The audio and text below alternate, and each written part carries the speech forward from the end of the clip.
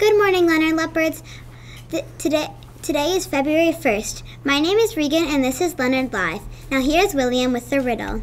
Thanks, Regan. I am William with a riddle of the day. I am tall when I'm young, but I'm short when I'm old. What am I? A candle.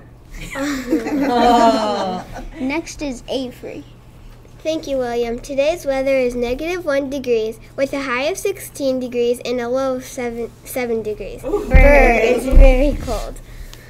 Also, tomorrow is Groundhog Day. Will we have 6 more weeks of winter, or will we finally have spring? Now here is Regan with an update. Thank you, Avery. This afternoon we will be having the Pasta for Pennies assembly. Also, as Avery said, it is very cold, so bundle up. Now please stand for the Pledge of Allegiance. I pledge allegiance to the flag of the United States of America and to the republic for which it stands, one nation, under God, indivisible, with liberty and justice for all. Have a fabulous Friday. Next is Dr. Detmer reading a book since it's National Read Aloud Day.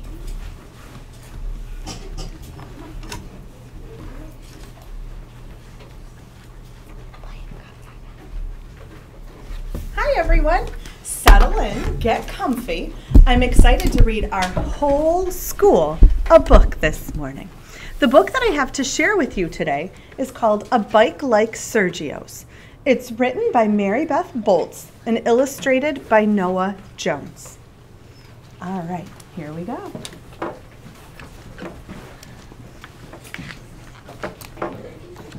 A Bike Like Sergio's.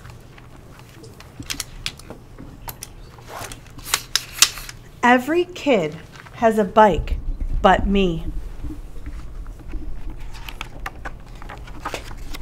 Sergio rides his new one while I run alongside, out of breath. Ask your parents again, Sergio says. Your birthday's coming. Sergio forgets there's a difference between his birthday and mine. I wish, I say, but I know that wishes won't make money appear. At Sonny's grocery, Sergio buys a pack of football cards. I stand in line, mad, with the bread my mom wants, waiting behind the lady in the blue coat, who we see all the time. She steps up to pay and gathers her bags. In the shuffle, her purse tips. $1 floats to the floor. No one sees. I scoop up the money fast. She's out the door, but I don't chase her. It's just $1.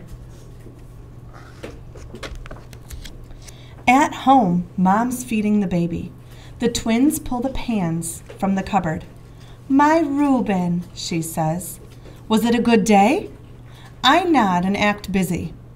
That $1 in my pocket stays a secret. Later, when I'm alone in my room, I fish out the crumpled bill and stare. It's not $1 or $5 or $10. It is $100. My hands are shaking. That money is enough for a bike like Sergio's. Then I won't have to run. I'll be riding. Dad gets home from work late and tucks in my little brothers. When he gets to me, I squeeze my eyes shut and stay still as a stone.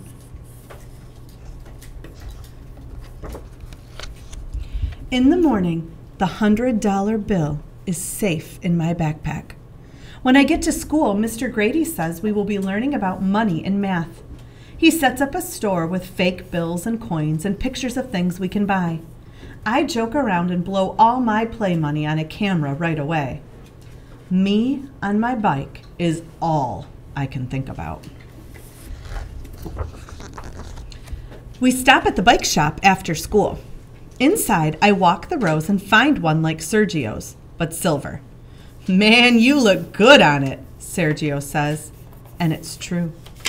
But I know if I ride home on a bike like that, I'll have to tell my parents where I got the money. I'll talk to them tonight, I say, and Sergio high-fives me. At home, Mom is making a grocery list for Saturday. She walks her fingers through the cash in her wallet. Then she crosses things off. Maybe next week, she says. She looks up at me and smiles. Me with the 100 in my backpack. Her crossing things off. Then she hands me a $5 bill. On your way home tomorrow, could you pick up some orange juice at Sonny's? When she mentions Sonny's, I feel the sweat. What if the lady in the blue coat is there? I take my stuff to my room, dump my papers out of my backpack, and that's when I see it. The zipper that was closed is open, just enough. And the money that was there is gone. Heading out the door, I mumble to my mom, I'll be right back. Rain is falling as I retrace my steps from school to bike shop to home. Leaves and money look the same. Rain and tears feel the same. It's nowhere. I walk hunched and draggy to school the next day while Sergio rides in circles. My brother built a ramp in the alley and I went airborne, he says. If you get that bike, you can use it. I don't tell Sergio that I won't be getting any bike at all. The day stretches out. How many nickels in $1? Mr. Grady asks. How many quarters in a $5 bill? When the bell rings, I pack my backpack with homework and notes and tell Sergio to ride home without me. With everyone crowding in a hurry, I spot something. The smallest zipper inside, still closed. This was the pocket, not the other. I slide it open and I'm rich again. To get that bike, I have to tell. I race to Sonny's as fast as riding and rush to the back of the store for the juice. Someone bumps me, apologizes in a soft voice. I turn. My feet are frozen, watching as the lady in the blue coat makes her way to the counter with her eggs. She reaches into her purse. And like a hot blast, I remember how it was for me when that money was hers, then mine was gone. I leave the juice behind, and this time I follow her. She walks down one street, then another, and past the bike shop. My mouth is dry. Excuse me, I say. She turns, and we are face to face. I breathe fast, and the words bust loose like they've been waiting. The lady says, yes, she lost $100 and has been looking since. She tips her head. Why? I uncurl my fist. I found it, I say, holding it out to her, still folded. Her face changes from surprised to joyful to soft. She takes my hand in both of hers like a sandwich and asks my name. Thank you, Reuben, she says. You have blessed me. I am happy and mixed up, full and empty with what's right and what's gone. At home, everyone is waiting, and the lost and found story is mine to tell. What you did wasn't easy, my dad says, setting his hand on my shoulder. But it was right. My mom pulls me close. We are so proud, she says.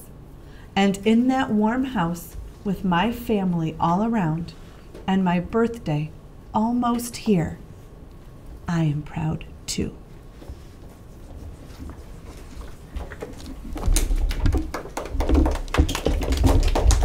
So that was the story, A Bike Like Sergio's. And if this is a story that you're interested in, I think it gives you lots to think about and there we go, and lots to talk about as well. So take some time to talk about it with your class sometime today, and if your teacher wants to borrow it, I'll have it down in the office if you'd like for it to be revisited. Happy National Read Aloud Day.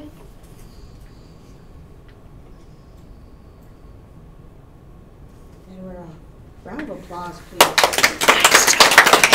Thank you for being my audience. Hey, we have twins in here today. Look at Tori and what's your name? Yukta. You have the same shirt on. Ashley and Utah. Oh, Ashley, not Tori. You must get that a lot, don't you? Yeah. She knew who I was talking about. All right. Thank you. Thank you, guys. I appreciate it. All right. Did you guys like that story? Yeah. I went in that story from feeling happy to feeling like that tingle in my stomach where you know that you're doing something wrong that you shouldn't be doing. Have you had that feeling before? Yeah, and I'm glad that it got solved.